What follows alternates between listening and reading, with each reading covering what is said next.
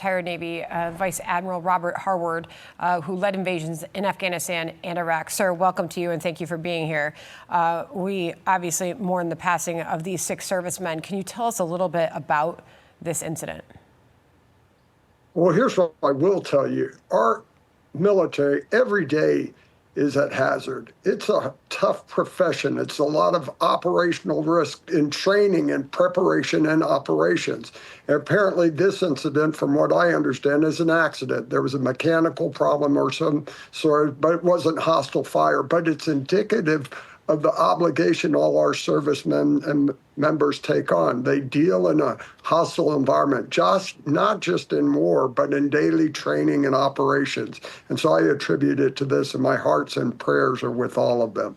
As we move into this day that the Secretary of War described will be the highest volume of strikes on Iran that the military has launched so far, President Trump went on with Brian Kilmeade. They taped last night. This was released this morning. This is some of what he said on degrading Iran's weaponry. Listen.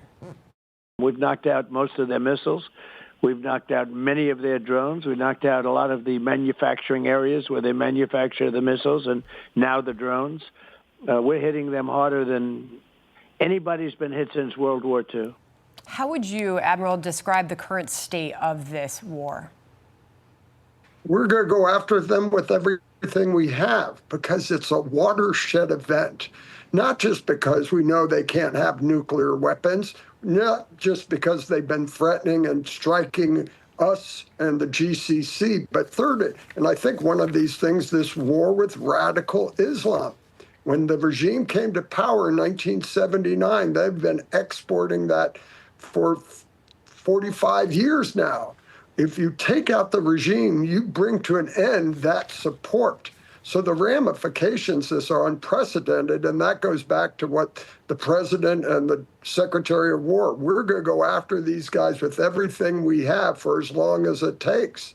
They are in an existential position, and we're going to make sure they do not come back from this.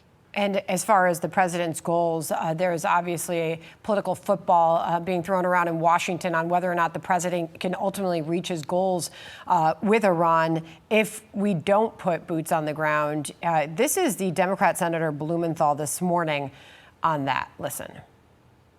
None of these objectives is accomplishable by bombing alone. It has never worked, most recently in Afghanistan and Iraq. We controlled the airspace, we bombed, and the results speak for themselves. So what I fear is that the objectives, if they maintain them, are achievable only with some presence on the ground.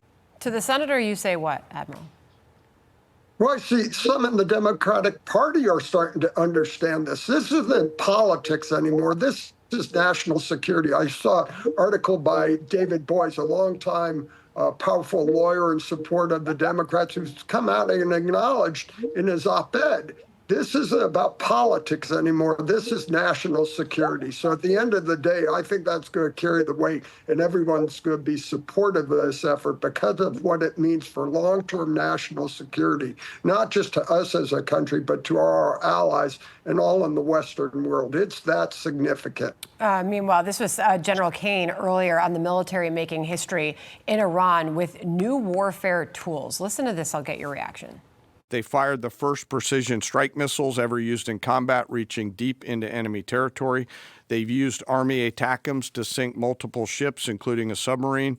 And they've done all of this with the precision and determination that comes from relentless training and trust in each other and in their weapon systems.